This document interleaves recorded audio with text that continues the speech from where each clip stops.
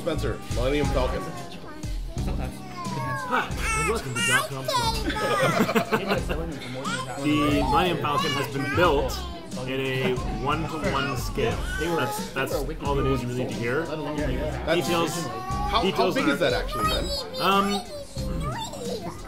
How many parsecs? Do we even know how big that is? I don't remember. I'd have to look it up. But it's pretty damn big. I mean, the capsule. In my childhood, I had the Star Wars technical manual, which was like this book you could buy, and it had all the schematics of all the ships in it. But I mean, it's pretty big. I mean, I'd say it's probably at least 150 feet, from end to end. Yeah. But they built a 1-to-1 scale of the exterior, which they actually had ready to go to move to the UK as soon as they got possession of the studio for the new Star Wars movie. And the interior is being built as well, but they don't build it all as one. You build it in rooms kind of thing. Yeah. That's a little bit bigger than 1-to-1 actually, because when you're filming a movie you need lots of space to constrain yourself, so they make it quite a bit bigger than it actually needs to be. Is this for anything, or they just said one day, we want to build a Millennium Falcon? No, this is for Episode 7. Oh, sweet. So far the two characters confirmed for Episode 7 are R2-D2 and the Millennium Falcon. Is R2-D2 gonna be old? I think he was old. That's what I mean. Yeah. Is R2-D2 suddenly gonna be like old and beardy? No, but the thing is, he's already bald, right? His beeps are gonna sound so much more wise. He was old when we met him, I think, because he's probably the wisest character. Oh yeah, in the entire series. And you got to be pretty wise. He just always knows what's up. You got to be pretty wise to deal with C3PO, because that guy is impatient. But he always seems to know what's what. Like everybody's all running around trying to do stuff. He's just like, no, I'm gonna go to this computer terminal and solve everything. No, fix Luke, Millennium Falcon. I'm gonna go ahead and break this computer and we'll open the door. Whoa! I'm gonna stick something into this door. Didn't even take it off for dinner first or anything. Yeah, what a jerk. Hold on. So, about a week ago, I was down at Point Roberts picking up some packages, and I was so surprised because I ran into what I thought was Steven. His name is Steve as well. No, it is not. It is not. No way. Yes, it is. You can see. We just see. Okay, we just discovered something. Okay, wait, hold on. Let me finish the story first. Better if you'd gone, Steven! And he goes, hey. and then he's embarrassed because he doesn't remember Ed's name, so he just kind of carries on. We're gonna find him on Facebook. We are gonna find him on Facebook. Okay. You guys need to meet. That does not say Steve. Yes, it does. It does. It's on the box? Yeah. Oh my goodness. Okay. So here's what happened. My mind was just blown. About a week ago, I was down at Point Roberts, and I was picking up some packages, and I was so surprised when I walked in and I thought I saw Steven. But in fact, it was just evil Steven, or wait, good Steven. Good Steven? So it's good Steven, slightly less evil Steven. And wow, I could not contain myself. I was just trying to take a picture of him and show the rest of the .com foe, because you will not believe this. This is regular Steven. Regular Steven, please look over here for a second. Hi. This is regular Steven. He's preoccupied. This is, hold it closer to the camera. This is evil Steven. Does that not... Right down to the shirt, the vest, the clothing, the glasses. And in fact, he's picking a package up from Point Roberts. He probably contains some kind of new gadget. And apparently, Spencer has discovered that his name might also be Steven.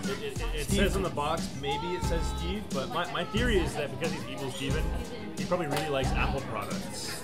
He's alternate universe Steven. If they ever meet, they might have to fight. So that one of them can be the only one. It's like Highlander. Yeah. There can only be one. Or he's like Jet Li in that The One. No, it's like Doctor Who. I can't cross my stream. So we have evil Steven. Spencer, we also found an evil version of Michael. Two of them. Apparently. Evil version. Yeah, of literally Michael. Evil. Actually, anybody who's seen the TV show Breaking Bad will remember the character in later seasons named Todd. Named Todd. And Alan, if you would so please lend your glasses again. Since, But it hurts just my head when Okay. It hurts my head So when please, first look at... I can't focus that quick. So check out Todd. That's Todd from Breaking Bad. And now... Scene 1, scene 2, scene 3. This hurts my eyes. That's it. Is that him? If you think that Oh my God. If you think that I squint a lot. We found him. We found him. Did we find him? Steve Tan. He's a photographer.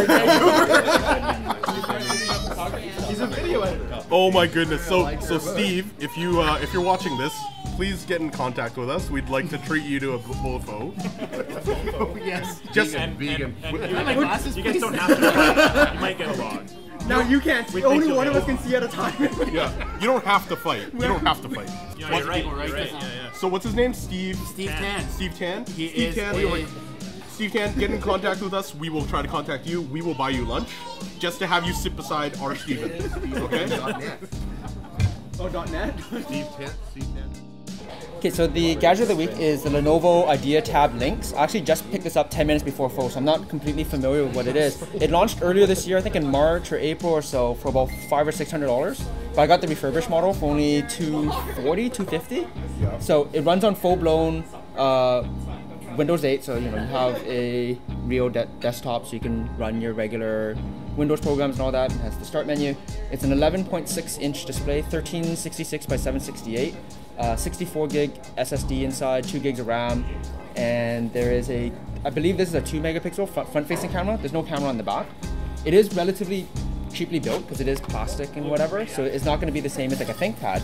But considering that I could get a refurb for $250 and it's running Windows 8, this is great for people that want to have a tablet that isn't running on iOS or Android and they want to have more of the Windows And environment. they don't want to spend more than $300. Yeah, well, and especially if you're looking at a 10-inch tablet, if you're looking at a 10-inch or 9.4-inch iPad, or you're looking at like a 10-inch Galaxy Tab 3 or something like that, you're already looking at $400, something like that. So to have full-blown Windows 8 for about the same amount of money, it means that you do get a lot more functionality out of it. I don't know if I'm actually going to do a full review on this because it's actually for my mom. It's not so much for me.